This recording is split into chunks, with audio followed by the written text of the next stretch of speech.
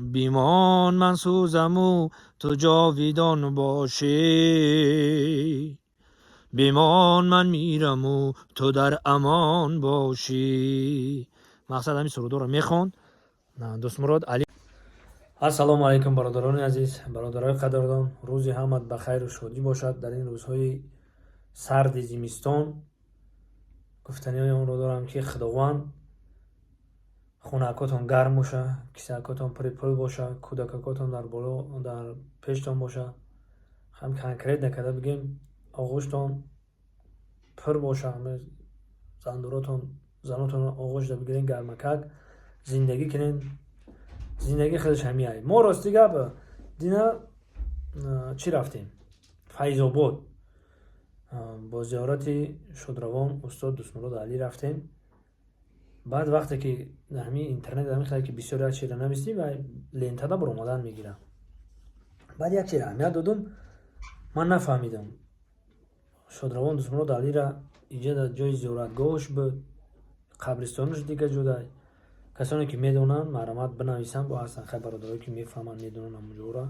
ما راستی که رفتیم پرسیدم نشان دادن، گفتن این همین جای رفتیم. این با ما کم کم ویدیوش میمونم این برادرها ببینید. نمو رفتیم خیلی مقصد دعا کردیم. اینجا دو نموده من نفهمیدم کی معلوماتی پر میتیامده همیرا. مقصد که یک بار کردن، مقصد که با گرفتن علیش کردن، یا که ممکن اینجا دیگه جای خیلی من نفهمیدم راستی که. با یک از کامنتر نوشته که ایواره چند بار مقصد کدام دست دیدن با خیلی هر نمود گپ برای همه هر نمود گپ و چپای من میخوام که پرش بفهمم. فهمیدن خوبه برادرای عزیز، کسانی که میدونن مرحمت بنویسن. نمودی نرفته که من با کم ترکش میمونم، شما تماشا کنید. همین کانالی ما هست. باقی سربلند و خوناباد باشین. چیزی که نفهمیدی پرسیدن عیب نیست. من پرسیدم که برادرها کی انیق و دقیق ش میدونه میره مرحمت در کامنتر بنویسن.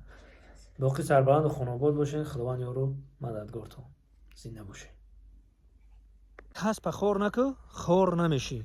ای آدمی بیکار خدا بیزار، ای آدمی بیکار همه بیزار. دوست مراد علیوف. این دوستان عزیز،